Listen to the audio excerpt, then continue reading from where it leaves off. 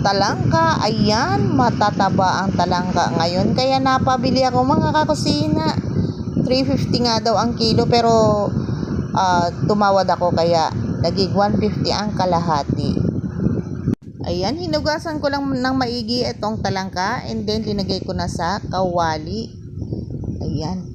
Hindi ako maglalagay dito ng tubig mga kusina. Yung sariling katas ng talangka ang magluluto na rin sa kanya. Nag-crave kasi ako sa talangka na to kasi matataba. Masarap tong sausaw sa sukang maanghang kako.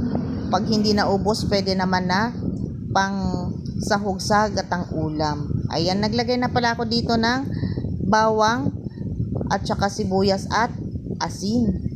Yan lang ang linagay ko dyan mga kusina, at saka ko sinalang at tinakpan. Hindi ako naglagay ng tubig dyan, kahit kaunting tubig, kasi yung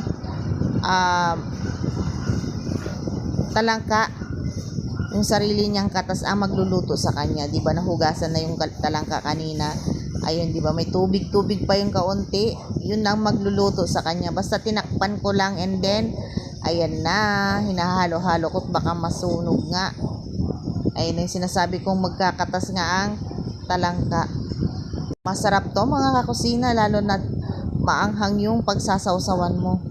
Pero dapat may dinikdik na bawang, kasi pag HB ka, alam na bis. Ayan, nasunog nga kaunti mga kakusina, pero okay na yan dahil luto na ang ating masarap na talangka. At eto na nga yun, sinasabi ko, sukang maanghang na mayroong bawang. Kain po! Talangka for today's video. Ayan, ito yung binili ko kanina. Kaliliit pero masarap, matataba ito. Madilaw ang kanyang aligi. Ayan. Tara, kain po tayo.